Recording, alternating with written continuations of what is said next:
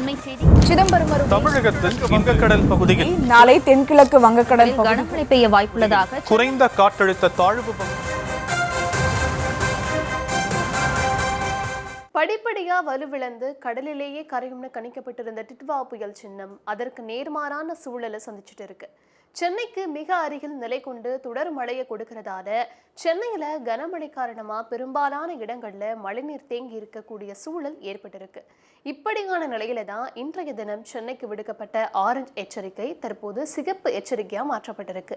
அதாவது அடுத்த 24 மணி நேரத்திற்கு சென்னை மற்றும் திருவள்ளூர்ல 20 சென்டிமீட்டர் வரை மழை பெய்ய வாய்ப்பு இருக்குன்னு சென்னை வானிலை ஆய்வு மையம் தெரிவிச்சிருக்காங்க. இன்றைய தினத்தை பொறுத்தவரை சென்னையோட வானிலை ரொம்பவே வித்தியாசமா இருக்கிறதா தான் பார்க்கப்படுது. நேற்று வந்த வானிலை எச்சரிக்கையில இன்றைக்கான எந்த எச்சரிக்கையுமே இல்லை.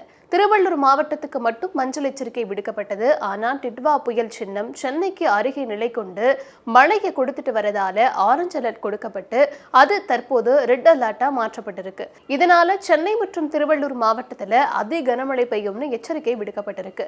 தனியார் வானிலை ஆய்வாளர்களோட கணிப்புகளை பொறுத்தவரை புயல் சின்னம் வலுவிழக்க வாய்ப்பில்லை.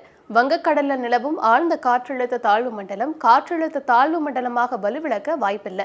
அடுத்த 24 மணி நேரத்திற்கு சென்னைக்கு அருகில ஆழ்ந்த காற்றழுத்த தாழ்வு மண்டலமாவே தொடரும்னு தெரிவிக்கப்படுது. இதனால தாழ்வான பகுதிகளில் இருக்க மக்கள் கவனத்தோடு இருக்க அறிவுறுத்தப்படுது. அதே நேரம் அனாவசியமா யாரும் வெளியே வர வேண்டாம்னும் அறிவுறுத்தப்பட்டிருக்கு.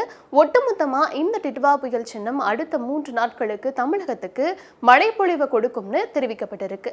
சென்னை, திருவள்ளூர், செங்கல்பட்டு மற்றும் காஞ்சிபுரம் மாவட்டங்களை பொறுத்தவரை நாளை பள்ளி கல்லூரிகளுக்கு விடுமுறையும் அறிவிக்கப்பட்டிருக்கிறது குறிப்பிடத்தக்கது.